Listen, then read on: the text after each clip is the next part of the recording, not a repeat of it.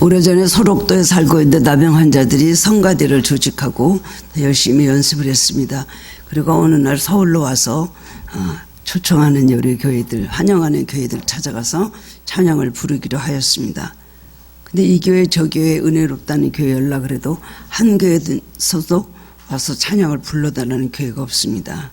장소를 빌려주지 않겠다는 것이죠. 왜냐하면 성도님들이 아무래도 좀 비호감을 가지고 있었을 것 같습니다. 그래서 여기저기 한 군데도 가지 못하고 거절을 당하고 있었는데, 제가 섬기던 그 교회에서 담임 목사님 그 말씀을 들으시고, 예수님께서는 나병 환자들을 불쌍히 여기서 병을 고쳐주셨는데 우리가 하나님을 찬양하겠다고는 그 사람들을 우리가 거절할 이유가 뭐가 있느냐, 우리 교회로 모시고 오십시오. 그래서 교회 와서 이제 그들의 찬양을 부르게 되었습니다. 입이 삐뚤어지고 관절이 다 무뎌지고 얼굴이 다 찡그러진 그 사람들입니다. 근데 그런 사람들이 제단 앞에서 쭉 서가지고 찬양을 불렀습니다. 그리고 우리는 나병이 걸리기 전에는 하나님의 은혜를 감사할 줄 몰랐습니다. 근데 나병이 걸리고 난 다음에 하나님 은혜가 얼마나 감사한지 이제 감사하는 사람이 되었습니다 라고 울면서 고백을 하였습니다. 그때 거기 있었던 우리 교인들은 하나같이 은혜를 받고 마음에 우선 찔림을 받고 그리고 큰 은혜를 받고 회개하면서 함께 찬양을 불렀던 그런 기억이 있습니다. 오늘 본문에는 예수님께서 10명의 나병 환자를 일시에 고치신 사건이 기록되어 있습니다. 예수님은 한 명 아니면 2명, 소경이나 그런 사람들을 고쳐주셨고 주로 맨투맨으로 와서 고쳐주셨는데, 오늘의 이 장면은 예수님께서 일시에 10명에 대드는 복수의 사람을 치료해 주셨다는 그런 특징이 있습니다. 오늘날 예수님께서 사마리아와 갈릴리 접경지대를 지나서 예루살렘에 올라가시던 중에 어떤 한 촌에 머무르게 그렇게 되었습니다. 근데 거기서 10명의 나병 환자들을 만나게 된 것입니다. 주님께서 병 고친 이적들을 보면 손을 잡고 아니면 그 자리를 또 어루만져 주시면서 손을 대시면서 그리고 또 말씀으로 그렇게 고쳐주셨는데, 오늘 이 말씀은 10명이나 되는 환자를 일시에 그것도 멀리 서 있는 사람들에게 말씀 한마디로 그들을 다 고쳐주셨다는 것이 참으로 놀라운 사실입니다. 이 사건은 매우 상징적이고 매우 교훈적인 그리고 여러 가지 신학적 의미가 담긴 말이라는 것을 우리가 나중에 깨달을 수가 있습니다. 오늘 보면은 특별히 예수님께서 사마리아 지방으로 가셨다는 그런 특징이 있습니다.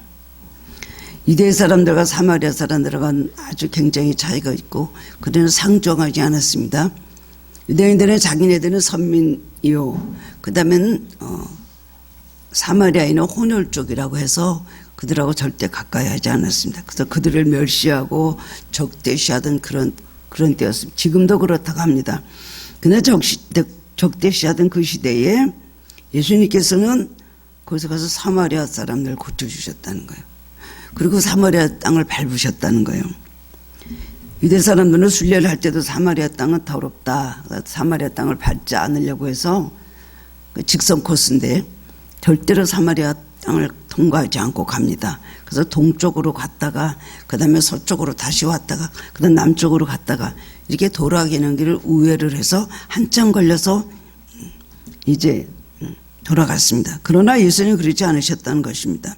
예수님은 유대인이시지만 사마리아 길을 주저하지 않고 지나다니셨습니다. 물론 가까이 통과할 수 있다는 그런 면이 있지만 예수님은 사마리아 사람들을 절대로 무시하거나 그들을 멸시하거나 천대하지 않으셨습니다. 예수님은 사마리아 사람뿐입니까? 세리와 장기인 모든 사람들이 죄인이라고 손가락질하는 사람들하고도 같이 식사하시고 어울리시고 그들을 사랑해 주시고 그들의 집에 유하셨습니다. 근데 사마리아 사람들은 그 예수님이 가시는데 예수님이 영접하지 않았다 그래요. 예수님 들어오지 못하겠다 그랬습니다. 그리고 예수님이 영접하지 않았다는 말씀이 있습니다. 예수님께서는 유대 사람들의 고정관념하고는 아주 달리 사마리아 사람도 다 같은 하나님의 자녀로 대하셨습니다. 유대인도 그렇고 이방인도 그렇고, 그 요한복음 4장 보면 사마리아 여인에게 가셔서 그를 구원하시는 말씀이 나오는 걸 볼 수가 있습니다. 사마리아 사람들도 다 같은 하나님의 자녀요, 그리고 구원받아야 될 사람들이라고 여기시고 유대 사람과 사마리아 사람을 차별하지 않고 똑같이 사랑하시고 동일하게 그들에게 은혜를 베풀어 주셨습니다. 예수님께서는 마지막으로 예루살렘으로 십자가를 지시러 올라가실 때도 사마리아를 통과해서 또 여리고를 통과해서 예수님이 그 길을 지나서 예루살렘을 올라가셨다는 겁니다. 이와 같은 걸 보고 예수님 이 세상에 누구도 차별하지 아니하시고 그 다음엔 사랑하셨다는 기억하고 우리도 그렇게 살아야 될 줄 압니다. 10명의 나병 환자들을 예수님을 만나자 가까이 오지는 못하고 멀리서 소리를 막 높입니다. 그러면서 예수 선생님 우리를 불쌍히 여기소서라고 막 애원을 하고 부르짖습니다. 레위기 13장 45절에 나와 있는 말씀을 보면 모세율법에 의해서 나병 환자들은 일반 사람들이 사는 곳에서는 함께 살 수가 없었습니다. 나병 환자들은 사람들이 가까이 오면 옷을 찢고 그 다음에 머리를 풀고 손으로 입술을 가리고 나는 부정합니다. 나는 부정합니다. 그리고 외쳐야 됩니다. 그래서 45m 가까이 오지 못하게 했습니다. 나병에 걸린 사람은 혼자서 살고 그 다음에 진영에서 쫓겨나서 살되 나병 걸린 사람들만 사는 굴에 가서 거기서 살아야 되는 그런 저주받은 인생이었습니다. 지금도 마찬가지죠. 지금 뭐 거의 나병 환자들이 없지만 여러분 그래도 아직도 있다고 합니다. 또 어떤 사람은 또 자기가 나병에 걸리면 자기 아이들도 헤어지기 싫어서 나병균을 갖다 막 옮기는 그런 부모가 있대요. 어쨌든 소록되는 아직도 나병 한센시병 걸린 사람들이 있다는 말을 듣습니다. 지금 그렇게 나병이라는 게 얼마나 무섭습니까? 우리 뭐 예전에 지금도 종종 그런 사람들 보면 만약에 지금 못 보지만 예전에 보면은 거지들이 깡통 들고 와서 모녀들이 막 기겁을 해서 도망을 갔죠. 그렇게 무서운 병입니다.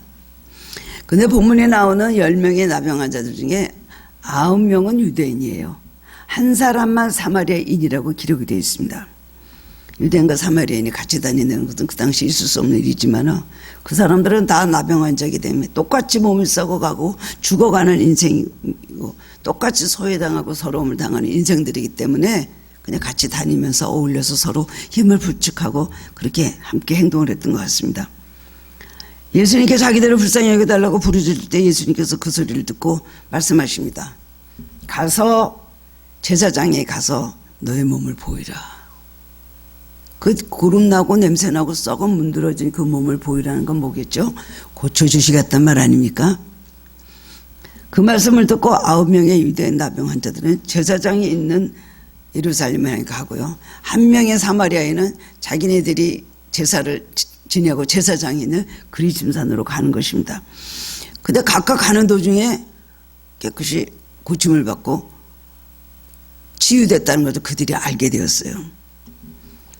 여기까지는 10명의 나병 환자들이 행동이 똑같습니다. 그런데 나병을 치유받고 난 이후에 9명의 유대인들은 가던 길을 계속 갑니다. 예수님 생각은 까맣게 잊어버립니다. 앞으로 계속하고 이방인이었던 사람 사마리아 사람 한 명은 자기 나병의 고침을 알고 그 순간에 크게 하나님께 영광을 돌렸다고 했습니다. 아마 우리 생각에는 하나님 감사합니다. 하나님 감사합니다. 하나님 감사합니다. 막 그러고 굉장히 시끄럽게 막 기뻐하고 찬양을 했겠죠. 그리고서는 예수님께 돌아왔습니다. 그리고 예수님 발 아래 납작 엎드려서 예수님께 감사했다는 겁니다. 예수님 10사람 가운데 사마리아 사람만 돌아서 감사드리는 모습을 보고 놀라시고 또 이상하게 생각했습니다. 더구나 그 사람은 사마리아 사람입니다. 사람들이 좀 사람으로 치자들 사마리아 사람은 그 사람은 오히려 와서 예수님께 감사하고 발 아래 엎드렸어 그랬어요. 그리고 나머지 9명은 종족도 없이 사라져 버렸습니다. 예수님께서 말씀하시기를 그 사마리아 사람에게 10사람이 다 깨끗함을 받지 않았느냐? 그 압은 어디에 있느냐? 이 이방인에게는 하나님께 영광을 돌리러 온 자가 없느냐 하시고 사마리아 이 사람에게 더 큰 축복을 주신 거야. 일어나 가라. 내 믿음이 너를 구원하느니라. 이거 굉장한 축복의 말씀입니다. 오늘 이 내용이 본문의 내용입니다. 오늘은 우리가 1년에 한 번 지내는 추수감사 주일이죠. 제가 몇 년 전에 어떤 천주교를 다니고 있는 어떤 자매라고 부르는 어떤 분한테 다음 주는 추수감사 주일이죠. 참 1년 동안 은혜 감사하죠. 성당에서도 추수감사주의를 굉장히 지키죠. 무식한 질문을 하였습니다.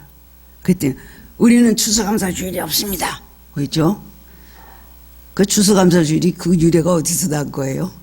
영국에서 신앙의 탄압을 받았던, 성공의 탄압을 받았던 그 사람들이 나와가지고 배를 타고 와서 미국 가서 정착해서 거기서 1년 동안 죽을 고생하고 참 하나님 앞에 눈물로 예배드리고 기도하고 하다가 1년 후에 하나님 은혜 너무 감사해서 칠면조를 잡아서 굽고 그 다음에 옥수수 좀 남은 거 하나님 앞에 그 모든 수확한 것을 놓고 감사하며 눈물로 첫 예배를 드렸던 것이 추수감사주일 아닙니까? 그러니까 우리 개신교에만 있는 절기예요. 천주교에서는 배신자들의 명절이라고 할 수 있죠. 아, 참 그렇지라고 생각을 했습니다. 우리는 하나님께 형언할 수 없는 많은 은혜를 받고 삽니다. 뭐 그것도 은혜라고 할 수 있나? 공기, 빛, 물, 그것하고 은혜를 할 수 있나? 여러분, 오늘 우리가 여기 나와서 앉아있고 우리 심장이 뛰고 있다는 것도 하나님의 은혜입니다. 밤에도 자다가요, 세상 뜨는 사람이 얼마나 많아요. 하나님께서 우리의 모든 걸 지켜주자니 우리는 한시도 살 수 없는 그런 인간이에요. 더구나 여러 가지 많은 풍족한 은혜를 우리들에게 허락해 주셨습니다. 한국이 묵산들하지만 한국같이 잘 사는 나라 어디 있습니까? 먹을 거 많고, 저도 그렇지만 여러분 음식물 쓰레기 얼마나 많이 갖다 버려요. 외국엔 물도 없고 뭐도 없고, 그냥 정말 외국의 아이들 그 고생, 특히 아프리카 아이들 고생하는 거 보고 굶어 죽는 애들 보면은 요새 한국 애들은 그걸 이해를 못해요. 굶어 죽는다는 게 무슨 소린가? 먹을 것이 왜 없는가? 그렇게 의문을 가진 정도입니다. 우리 한국에 태어나고 얼마나 감사합니다. 그리고 우리 중동이나 뭐 이런 공산주의 사회였으면 우리 예수 믿겠어요? 지금 하나님을 믿고 이렇게 예배드리는 게 얼마나 감사합니까? 우리에게 영혼의 생명이 있고 우리 앞길이 보장돼 있고 우리 현재로 주님과 성령이 우리 함께 하시나 생각을 하면은 우리는 한국에 태어난 것 여러 가지로 너무 감사하지 않습니까? 지금 애들은 정말 좋은 시대에 태어나죠. 좀 시끄럽고 정치적으로 싸움을 많이 하고 뭐 그냥 미사일에 왔다 갔다 하는 그런 위험이 있지만 우리가 예수를 잘 믿으면 한국은 문제가 없습니다. 정말 하나님의 무궁무진한 축복으로 세계 만방에 우리나라를 우뚝 세워주실 것입니다. 그런데 우리는 너무나 감사를 잊고 살지요. 그것도 감사해야 되나? 아, 그런 정도의 그 복도 못 받고 사나? 라고 생각할 수가 있습니다. 우리는 감사를 잊고 살 때가 너무나 많이 있습니다. 오늘 이 말씀을 보면 주님께서는 누구에게나 다 감사를 받고 싶어 하는구나. 은혜를 베푼 모든 사람들에게 다 감사를 받고 싶어 하는구나 하는 것을 우리가 깨달을 수가 있습니다. 오늘 우리는 하나님 앞에서 잊고 있었던 감사를 다시 찾고 감사로 하나님께 영광을 돌려야 되는 날입니다. 오늘 본문의 말씀대로 깨달음을 얻고 함께 은혜를 나누기를 원합니다. 첫 번째로 우리가 깨달을 수 있는 것은 그들은 위급한 상황에 부르짖었다는 것입니다. 등장하고 있는 나병 환자들은 10명씩 무리를 져서 함께 다니고 있었습니다. 이스라엘에서는 나병에 걸리면 부정하다. 사람들과 완전히 격리를 시키죠. 옮으면 큰일이니까요. 마을과 동굴 같은 곳에서 살게 하고 그들은 뭐 예전에 나의 신분이 이랬고 나의 자존심이 있었고 내가 이런 게 잘났다. 그런 거 하나라도 자랑할 수가 있는 사람들입니까? 모두가 똑같이 몸이 썩어가는 나병 환자이기 때문에 그냥 아무 소망도 없이 그냥 하루 요만큼 밥 세끼 먹을 땐 그것을 사느라고 사는 그런 인생들이었습니다. 그들은 자신들의 저주받은 운명을 한탄하면서 고통 속에서 세월을 보내고 있었을 것입니다. 사람들의 멸시하는 시선 그리고 가족들에게서 격리되어야 되는 것 보고 싶은 가족들과 생이별을 하는 것이죠. 그리고 죽을 때까지 나병이 한 번 걸리면 부정하다 해서 죽을 때까지 격리되어 있으라고 성경은 그렇게 기록되어 있더라고요. 자기 신세가 얼마나 절망스럽고 얼마나 고통스럽겠습니까? 그런데 그들이 예수님을 만난 것입니다. 그들이 듣기에는 예수님은 나병 환자들 고치시고 어떻게 이런 병을 고치실까? 그 소문이 들려왔어요. 소문이 들려가고 그 다음에는 중풍 걸린 사람들도 소경 다 고쳐주신다는 말씀을 그들은 듣고 그 다음에 예수님을 애타게 마음속으로 사모하고 있었습니다. 그런데 정말 구사일생으로 오늘 예수님이 지나가신 겁니다. 예수님은 예고하고 나타나시지 않아요. 우리가 예수님 성령을 받을 때도, 우리가 기도 응답을 받을 때도, 우리가 예수님 만날 때도 주님께서 나 오늘 내려갈 때가 이따 만나자 그러십니까? 기독교는 모든 것이 비밀에 쌓여져 있습니다. 예수님의 재림 맨날 몇 시 몇 분에 오신다. 그럼 얼마나 좋겠어요? 그 고전날까지 잘 놀다가 그날 다 회개하고 금식하다 주님 만나면 되죠. 그렇지가 않지 않습니까? 도적같이 임하시는 주님, 도적같이 베푸시는 주님의 은혜, 도적같이 우리에게 내리시는 하나님의 응답인 걸 믿으시기 바랍니다. 언제 어떻게 지나가시죠? 언제 어떻게 우리 앞에 나타나 우리는 모르는데 그 한순간을 위해서 우리는 늘 주님 앞에 우리 믿음을 지키며 마음으로 향하고 사모하고 있어야 된다는 것입니다. 예고 없이 예수님이 지나간다는 말을 듣고 정신없이, 여러분 예수님께서 지나가신다는 말을 듣고 이때 기회를 놓치지 않고 은혜 받은 사람들 성경에 얼마나 많이 있습니까? 삭개오도 그랬습니다. 예수님 지나가시다는 말씀을 듣고 복라미로 올라갔어요. 소경 바디메오도 예수님 지나가시다는 말씀을 듣고, 이 사람들도 예수님 지나가시다는 말씀을 듣고 갑자기 기회를 놓치지 않고 부르짖기 시작합니다. 예수 선생님이야 우리를 긍휼히 여기소서. 그들은 뭐 소리를 지를 수밖에 더 있습니까? 예수님은 점점 앞으로 지나가시고 멀어지시고 자기들은 더 이상 갈 수가 없습니다. 나병 환자이기 때문에 갈 수가 없기 때문에 그냥 뒤에서 할 수 있는 건 소리를 지르는 일이었던 것입니다. 그들의 간절함은 목숨을 거는 것 같은 것이었을 것입니다. 주님은 멀어지는데 소리를 뒤에서 막 지르는, 이것을 우리가 다급할 때 기도로 주님께 부르짖으라는 신앙적 교훈입니다. 가나안 여인도 예수님을 보고는 갑자기 예수님께 나와서 소리 지르고 부르짖었습니다. 주여, 내 딸이 흉악기 귀신 들렸나이다. 내 딸을 불쌍히 여기소서. 우리는 이 기회를 놓치지 말고 예수님 지나가실 때 정말 부르짖는 마음으로 예수님께 매달려야 됩니다. 이것은 영적인 우리에게 주시는, 항상 우리에게 주시는 주님의 메시지인 걸 알아야 되는 것입니다. 주님의 이름을 불러야 됩니다. 주님께 자비와 공의를 구해야 됩니다. 그럴 때 이런 기적이 일어나는 것입니다. 급할 때는 부르짖어서 우리는 기도해야 됩니다. 그럴 때 주님께서 지나가시다가 그 소리를 들으시고 발걸음 멈추신다는 겁니다. 위급한 상황이 때문에 여러분 부르짖으시기 바랍니다. 뭐 그냥 체면이고 뭐 없습니다. 남들의 시선이고 없습니다. 그런 것 따진 사람은 하나도 축복을 못 받았어요. 위급한 상황에 여러분 처해 계십니까? 그럴수록 부르짖고 강도를 높이면 주님께서 크게 찾아와 주시고 기적을 베풀어 주십니다. 두 번째로는 이 사람들은 말씀대로 가다가 나았다는 것입니다. 주님은 그대로 부르짖는 소리를 들으셨습니다. 그리고 문제를 해결해 주십니다. 보시고 가라사대 가서 제사장들에게 너의 몸을 보이라 하셨던 저희가 가다가 깨끗함을 받은지라. 그들의 간절한 기도는 바로 응답이 되었고, 제사장들에게 너희 몸을 보이라는 것은 너희 몸을 고쳐주시겠다는 말씀입니다. 어떤 몸을 보여요? 제사장에 가서 보이면 너희의 나은 몸을 그에게 보여주라는 겁니다. 얼마나 감사한 일입니까? 병이 나은 것을 확인해 주는 사람은 그 당시 제사장밖에 없었습니다. 제사장이 보고, 그것을 다 이제 모세오경에 나오는 레위기, 민수기 이런 데 나오는 말씀입니다. 그들이 이 남병 환자를 가서 보고 뭐 피부가 흰 점이 있으면 뭐 막 그냥 그 다 모세율법대로 자세하게 거기 지시해 주셨거든요. 그래서 이 사람이 병이 났구나, 이 사람이 나병이 났구나 하면 나병이 났다 땅땅땅 그럼 확인서를 써주는 거예요. 그러면 그때부터 이 사람은 뭘 얻어? 자유함을 얻습니다.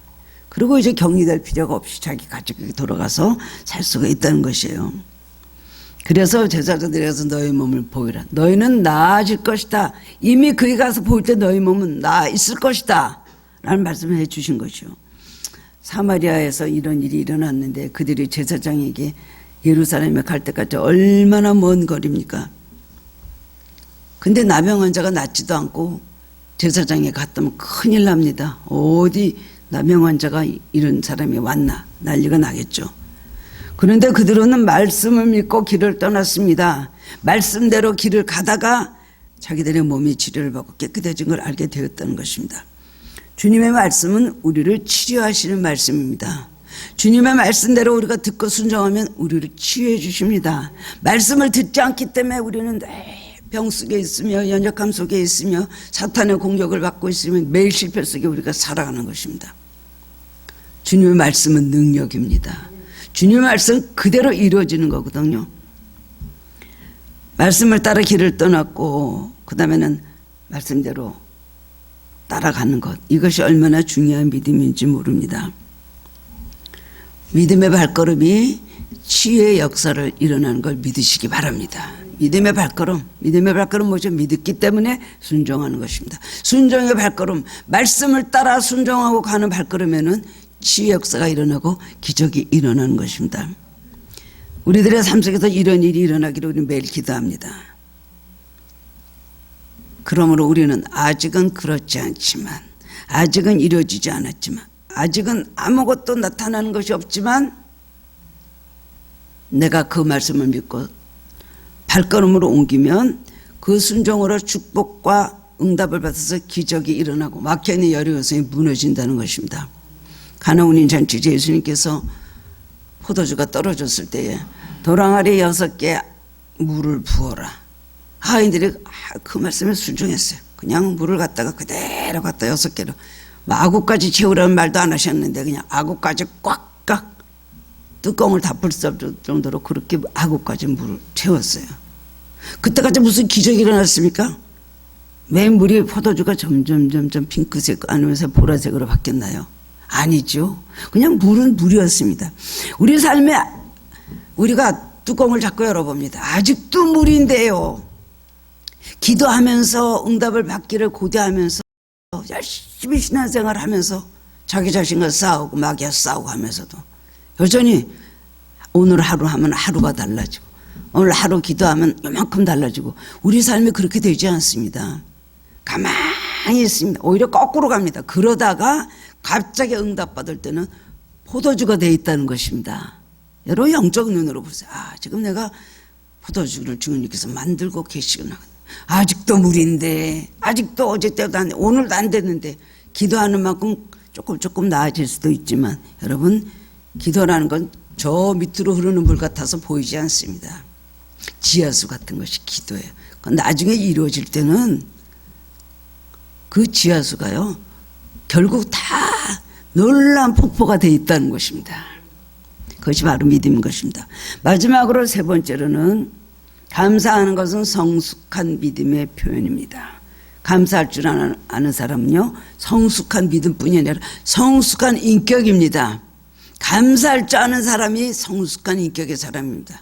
하나님 앞에도 그러고 부모에 대해서도 그러고 선생님에 대해서도 그러고 누구에 대해 도움을 받았으면 감사할 줄 알아야 되죠. 감사할 줄 모르는 사람, 염치 없는 사람, 정말 비성숙한 사람이라고 할 수가 있는 거예요. 미국 사람이 주목받은 이유는 항상 감사하다는 말을 하기 때문에 그렇다, 이런 말이 있습니다. 10명의 나병 환자들은 예수님 말씀 순종 제자들에게 갔는데 제사장 앞에서 그들은 고침을 나았다는 확인을 받았습니다. 얼마나 감사합니까? 그리고서는 자기 집으로 돌아간 거예요. 가족에게는 막 돌아간 거예요. 9명의 유대인의 나병 환자들은 고침을 받고는 어디로 갔다는 얘기가 없습니다. 그 사람들은 주님을 만나지 못했다면요 영원히 나병 환자들의 그 소굴 속에서 몸이 썩어져서 앓다가 죽었을 그런 사람들이었습니다. 그런데 예수님 만나서 예수님께 부르짖고 애원함으로 인해 예수님 말씀대로 순종해서 그들이 인생이 바뀌었습니다. 얼마나 감사한 일입니까? 평생을 다 감사해도 갚을 수 없는 은혜인 것입니다. 그런데도 불구하고 9명의 유대인들은 감사 인사 한마디도 하지 않고 사라졌다는 것이죠. 단 한 명의 사마리아인만 예수님께 와서 그 발 앞에 엎드려서 감사하다고 인사를 했다는 것입니다. 예수님께서는 그녀 말씀하시기를 17절에 10사람이 다 깨끗함을 받지 아니하였느냐? 그 9은 어디 있느냐? 이 이방인 외에는 하나님께 영광을 돌리러 온 자가 없느냐라고 말씀하셨어요. 그 예수님께서 이 사람들을 제사장에게 가서 너희 몸을 보이라고 하실 때에 다시 돌아와서 나한테 와서 인사해야 돼. 너희들이 났으면 꼭 와서 나한테 고맙다는 말을 하고 가라. 나한테 보고를 하고 가. 이러시지 않았죠. 그러나 마음속으로는요 예수님은 돌아와서 인사하기를 바라고 계셨다는 겁니다. 근데 이 사람들은요, 딱 병을 고치자마자 병 고치는 게 목적이었지, 달려갔던 목적은 병 고치는 게 목적이었지, 예수님께 감사할 생각 아예 갖지도 않았던 그런 사람들입니다. 우리는 살다가 문제가 코앞에 있을 때는 하나님의 도우심이 없이는 도저히 안 될 것 같았던 문제들이 막상 문제를 지나는 가운데 괴롭힘이 없이 지나갑니다. 문제가 쉽게 풀립니다. 염려했던 일이 실제로 그렇게 일어나지 않아요. 그리고 좀 편안해졌어요. 어떻게 됩니까? 그것이 주님의 은혜와 도우심인 것을 잊어버리고 괜히 겁먹었었네, 괜히 헌금하고 괜히 서원기도 하고 난리를 쳤네, 이렇게 하지 않아도 될 것이었는데, 그러면서 감사하기는커녕 오히려 그렇게 한 것에 대한 후회를 하는 사람들도 있습니다. 이럴 때 하나님 의지하던 간절한 마음이 사라져서 다시 예전대로 돌아가고 이전보다 더 못한 그런 신앙의 사람으로 돌아갈 때가 많이 있습니다. 받은 은혜를 감사할 때 하나님께서 더 큰 은혜를 부어주십니다. 감사의 조건을 많게 해주십니다. 그런데 뭐 당연한 것으로 알고 그 다음에는 은혜를 받아도 하나도 감사한 거 모르고 왜 더 안 줘? 왜 더 사랑을 안 베풀어줘? 왜 더 은혜를 안 줘? 아직도 부족한 것이 이렇게 많은데 매일 그러는 사람 평생 살아도 주님 앞에 풍성한 은혜를 받기가 어렵습니다. 우리는 도우심으로 인하여 우리가 살았다는 걸 오늘 인정해야 됩니다. 한순간 한순간 진정으로요, 진정으로. 여러분 2020년대 되면서부터 살아온 것이 작년보다는 내가 생활이 낮았어, 작년보다는 낮았어, 작년보다는 내 가정에 문제가 없이 풀렸어. 그런데 여러분 감사한 마음 가집니까? 주님이 아니셨으면 아무리 정상적으로 되어왔던 일도, 별로 큰 노력이 없어도 됐던 일도 주님께서 그렇게 해주셨기 때문에 그만한 걸 유지하고 온 걸 아시기 바랍니다. 그 은혜도 안 베풀어 주시면 그렇게 안 되는 것이에요. 내가 하나님 앞에서 자세가 겸손한가 안 한가는 내가 하나님 앞에 감사하는가 감사하지 않는가. 매일 더 달라 더 달라 더 달라다가 안 주니까는 시화 때는 하나님께서 분량과 시화 때는 하나님께서 정해놓은 것입니다. 그런데 때를 내가 정하고 은혜의 분량 축복의 양도 내가 정하고 그렇게 하다가 안 이루어지면 하나님께서 내 기도를 안 들어주셨다 그러는 거예요. 그들이 몸이 나았다는 것을 느낀 순간 반응은 두 가지로 나타났습니다. 10사람 중에 한 사람, 사마리아에 있는 사람은 예수님께 다시 돌아왔어요. 제사장에 있다가 다시 돌아와서 예수님 앞에서 절하고 하나님께 영광을 돌렸다는 것입니다. 그런데 나머지 9사람은요, 유대인들인데도 불구하고 은혜로 완전히 망각하고 제각기 흩어서 가버렸다는 것입니다. 똑같은 경험에 대한 반응이 믿음 따라 인격에 따라 이렇게 다릅니다. 은혜는 똑같이 받습니다. 말씀의 은혜든 기적을 체험하는 은혜든 중생의 은혜든 은혜를 똑같이 받고도 반응이 다릅니다. 어떤 사람들은 정말로 감사하고 어떤 사람은 뭐 복 받을 때가 됐으니까 복을 받게 됐지, 나을 때가 됐으니까 낫지, 다 그런 거지 뭐. 어떤 사람은 또 내가 잘해서 이런 축복을 받는 거지 라고 생각하고 어떤 사람은 모든 걸 다 부정하고 잊어버립니다. 이렇게 여러 가지 반응을 볼 수가 있다는 것입니다. 오늘 10사람을 볼 때 주님께서 반응이 이 사람은 감사하는 건 너만 찾아왔느냐, 나머지들은 다 어디 갔냐 하신 말씀, 우리들의 반응이 이렇게 각각까지 나타나는 것을 말해주는 것입니다.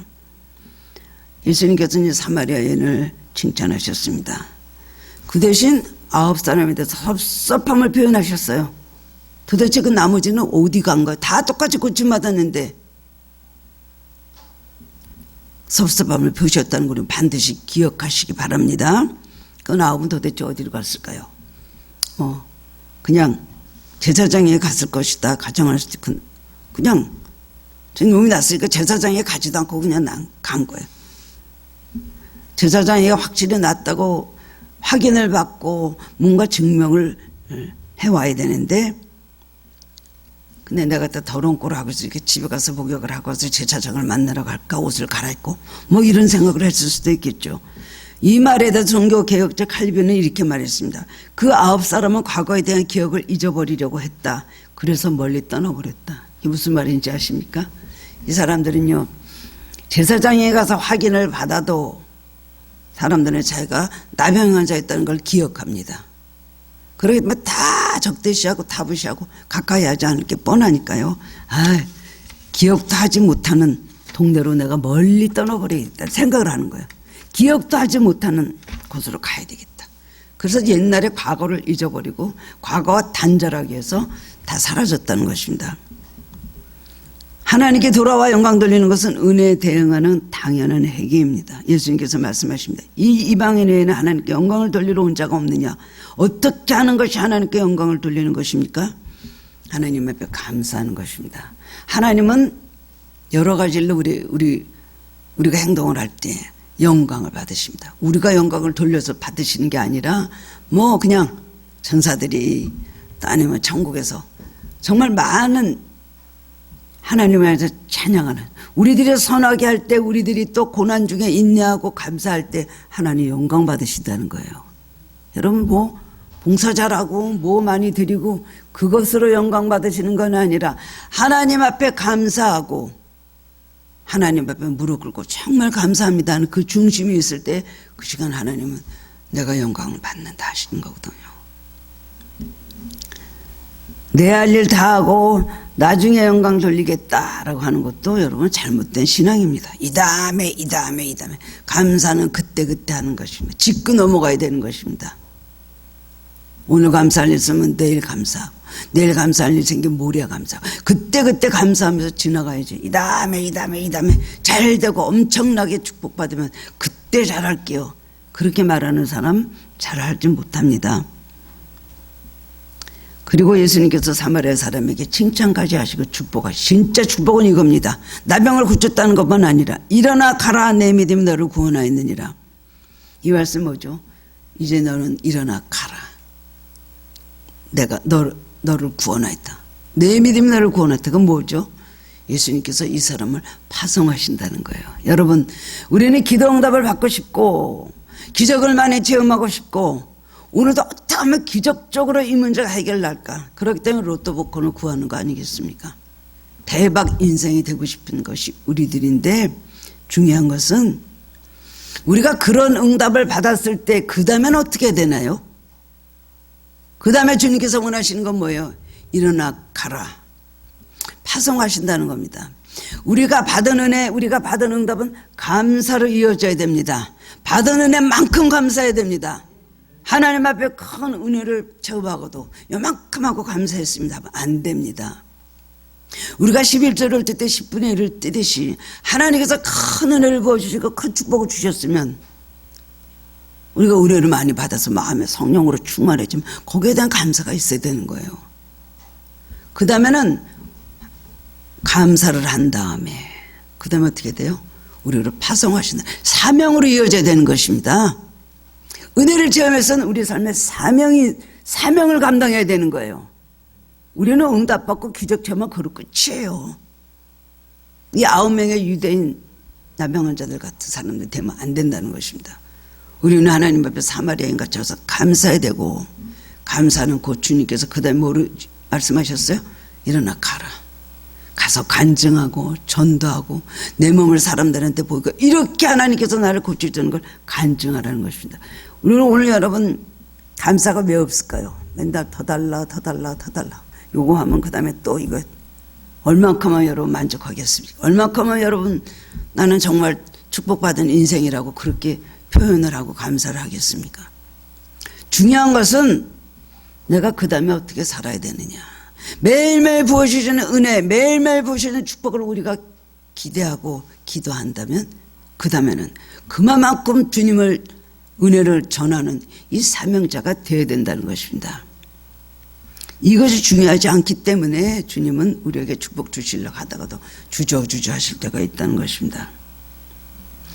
우리의 모든 기적과 우리의 기도 응답은 영혼의 구원으로 이어져야 돼요. 주님이 어떤 분이신가, 나에게 어떤 분이셨던가라는 것을 영혼으로 우리는 깨닫고 우리는 더욱더 감사하는 구원의 은혜를 우리는 그 다음에 우리는 기억해야 됩니다. 이제 그것으로 끝이 나면 안 된다는 것입니다. 그것은 안타까운 일이죠. 노예방주를 만든 많은 사람들이 있습니다. 노예방주를 만들고 그들이 배를 만드는 그 돈을 다 임금을 다 받았어요. 그러고 나서는 방주에 들어가지 않아서 결국은 홍수가 나서 다 죽임을 당하고 말았습니다. 여러분 9명의 나병 환자같이 그렇게 살아온 우리들이 아닙니까? 올해도 그렇게 사셨습니까? 감사할 줄은 모르고 제 살 길에 바쁘고 그 다음 과정이 중요해서 달려가고 있지 않는지요. 여러분 잠깐 멈춰서서 하나님 앞에 감사하시기 바랍니다. 난 감사할 게 하나도 없었다? 전혀 아닙니다. 고난 중에 죽지 않은 거 감사하고요. 고난 중에 쓰러지지 않은 거 감사하고요. 고난 중에 붙잡아 주신 거 더 감사한 일이에요. 위급할 때 주께서 지켜주신 거 더 감사할 일입니다. 그 다음에 여러분 감사는 찾아보면 감사할 일 너무나 많습니다. 너무나 감사. 많은 거 주님께서 이루어주시기 때문에 감사하는 것입니다. 오늘 이 추수감사 주일에 받은 은혜를 회복하고 또 여러분 감사하고 앞으로도 더욱더 하나님께 영광을 돌리는 성도님들 되시기를 주님의 이름으로 축원합니다. 사랑의 주님 은혜를 감사드립니다. 벌써 11월 중순 오늘 20일입니다. 추수감사주일을 맞이해서 우리 삶을 돌아볼 때 얼마나 감사할 게 많이 있는지요. 우리 마음속에 고백하는 신앙을 주옵소서.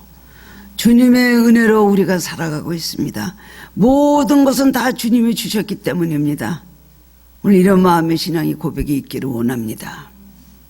내 힘으로 살고 내 지혜로 살고 당연한 것 찾아오는 것 같은 그런 교만한 자세로 살지 않게 하시고 이것도 지켜주지는 안 된다는 것을 우리들이 기억하게 하여 주옵소서. 그런 겸손히 감사하는 신앙이 하나님 앞에 영광 돌리고 그런 사람에게 더 많은 구원과 축복을 보여주신 것을 알게 하여 주옵소서. 모든 은혜를 감사드립니다. 하늘 깨우고 주는 은혜 감사하고 각 가정마다 지켜주시는 은혜 감사하고 개인적으로도 주님 주시는 은혜 감사드립니다. 주님 앞에 영광 돌리는 삶을 살게 하여 주시옵소서. 예수 그리스도 이름으로 감사하며 기도드리옵나이다. 아멘.